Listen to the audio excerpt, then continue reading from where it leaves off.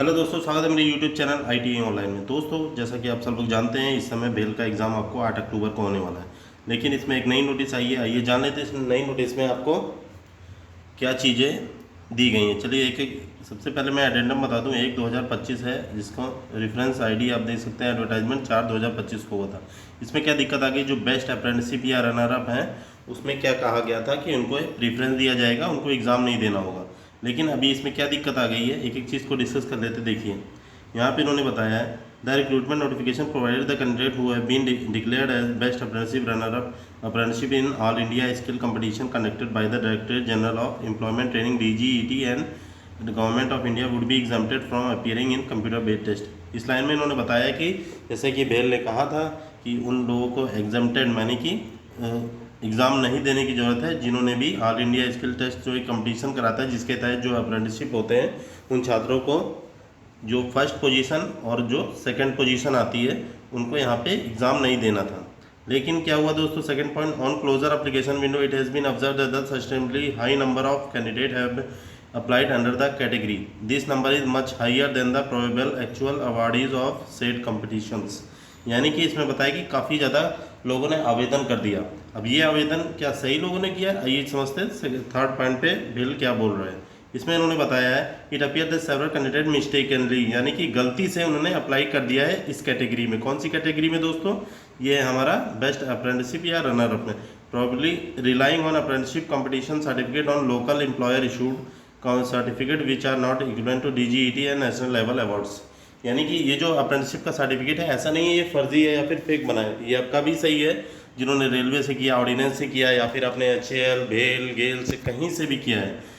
ये ज़रूरी नहीं है कि आपको ये जो सर्टिफिकेट है फेक है। लेकिन इन्होंने इसमें ये बताया कि आपने बेस्ट रनर, आपका जो अवार्ड होता है वो 2 लोगों को मिलता है, एक होता फर्स्ट और सेकंड पोजीशन में। ये ऑल इंडिया एग्ज़ाम होता है, इसके लिए सेपरेटली।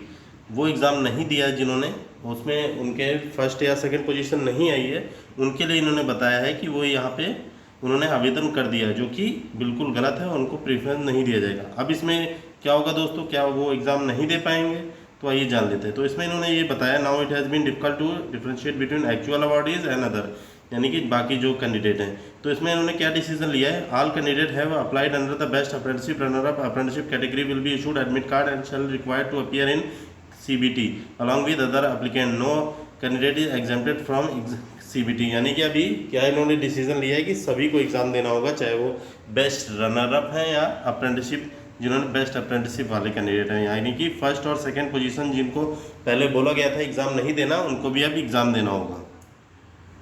यहाँ पे इन्होंने बताया, after CBT for those candidate who apply under the best apprenticeship runner up apprenticeship category shell be called for document verification. यहाँ इनका डॉक्यूमेंट वेरिफिकेशन होगा, द रेस्पेक्टिव यूनिट असर्टिंग, यानी कि हर यूनिट वाइज इनका जो वेरिफिकेशन होगा, eligibility for set category and verified under central list issued by director general of DGET and government of India. इसके तहत इनका इंक्वायरी की जाएगी। एक लिस्ट रहती है, उसमें इन सबके नाम लिखे रहते हैं, वहाँ से चेक किया जाएगा।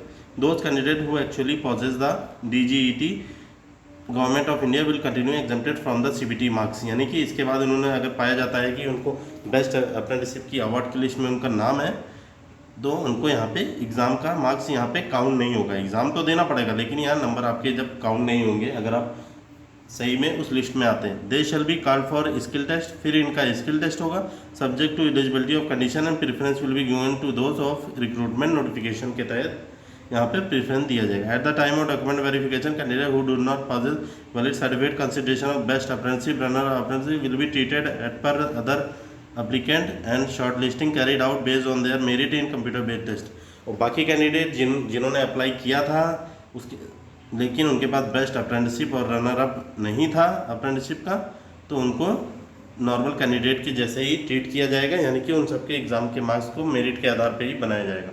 बाकी यहाँ पे जो कैंडिडेट है बेस्ट अप्रेंटिसशिप रनर अप के लिए हैं, तो उनका यहाँ पे जो मार्क्स होगा वो काउंट नहीं किया जाएगा। तो ये नोटिफिकेशन थी। वीडियो कैसी लगी कमेंट करके जरूर बताइएगा। ऐसी इंपॉर्टेंट वीडियो पाने के लिए चैनल को सब्सक्राइब कर लीजिए दोस्तों चैनल बहुत लोग देखते हैं लेकिन सब्सक्राइब नहीं करते हैं, तो प्लीज़ सब्सक्राइब कर लीजिए। बहुत मेहनत लगती है कि नोटिफिकेशन लाने के लिए। बाकी कोई भी डाउट है आप कमेंट करके पूछ सकते हैं। मिलते हैं नेक्स्ट वीडियो में। ओके, जय हिंद।